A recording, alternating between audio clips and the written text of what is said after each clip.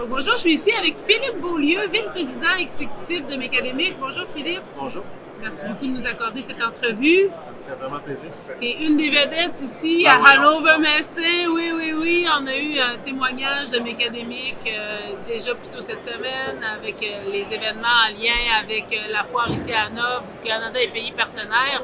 Donc, on a la chance de parler à M. Beaulieu qui va nous parler un peu du parcours de Mécadémic. Hein? Vous êtes ici à Hannover Messe pour créer de nouvelles opportunités, je pense. Peut-être nous expliquer un peu qui vous êtes, qu'est-ce qui vous a amené ici en Allemagne? Oui.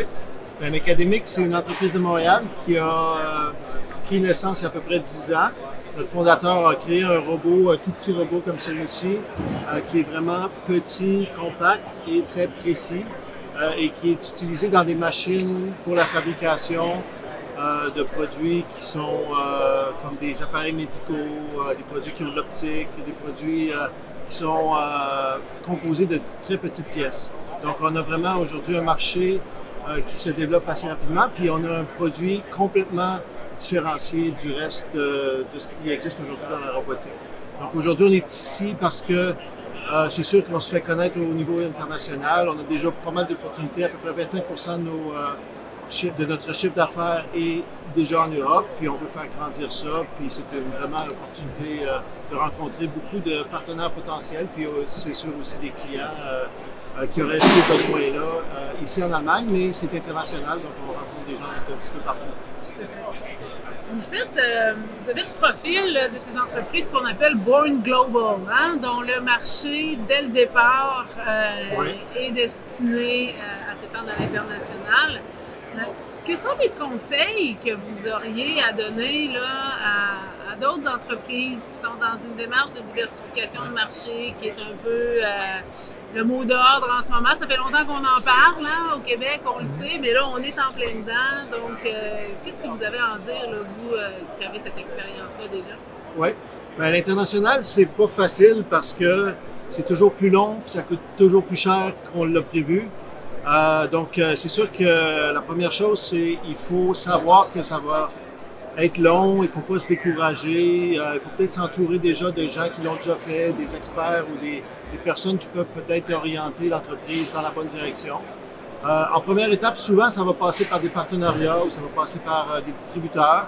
Et moi, ce que je dirais, c'est qu'on ne peut pas juste les former puis attendre qu'ils développent le marché pour nous, leur demander c'est quoi leur prévision une fois par mois, c'est pas assez. Il faut vraiment être ici avec eux et puis les accompagner, aller voir les clients et eux nous accompagnent en même temps. Donc, c'est vraiment un partenariat qu'il faut faire. Mais à l'international, il faut que ça se fasse sur le terrain. C'est là que la business se fait, c'est là qu'on apprend. Donc, ça serait la première chose. La deuxième chose, c'est que les entreprises d'Allemagne, les entreprises d'Europe ou d'ailleurs dans le monde vont peut-être avoir des besoins différents de ce qu'on a besoin ou ce que les entreprises priorisent hein, au Canada ou en Amérique du Nord. Donc, il faut être capable d'incorporer le feedback qu'on reçoit, puis il faut être ouvert à ça.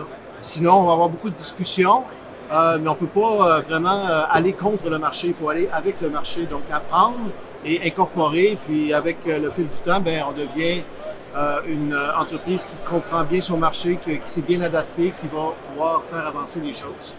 La dernière chose que je dirais, c'est le financement.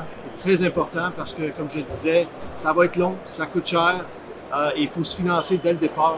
Il ne faut pas se faire prendre par surprise. Donc, ça, là, je le planifierais le plus tôt possible. Puis, éventuellement, c'est sûr qu'on peut toujours se réorienter un petit peu là, selon comment ça va, mais ça va coûter de l'argent, donc il faut être prêt à ça.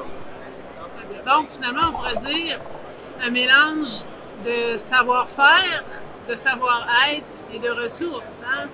Oui, absolument. Tout ça, c'est vrai.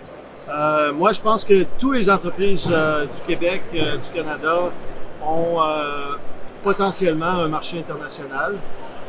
On n'est peut-être pas là où on veut l'être par rapport à notre expertise parce que on a eu le marché américain. J'espère qu'on va continuer, mais on a beaucoup focusé sur ça. Nos produits sont bons. On a vraiment d'innovations intéressantes. On a vraiment des produits qui sont compétitifs. Hein? Donc, surtout au niveau industriel, là, je suis ici avec plein d'entreprises canadiennes. Puis je suis vraiment impressionné par ce qui se fait. Ceci dit, il faut vraiment apprendre à commercialiser nos produits puis nos solutions. Puis je dois dire que les Américains sont meilleurs que nous pour ça. Puis en mettre de l'argent dans leur commercialisation. Pour chaque dollar qu'on a mis sur le développement du produit, il faut en mettre 2 ou 3 sur la commercialisation.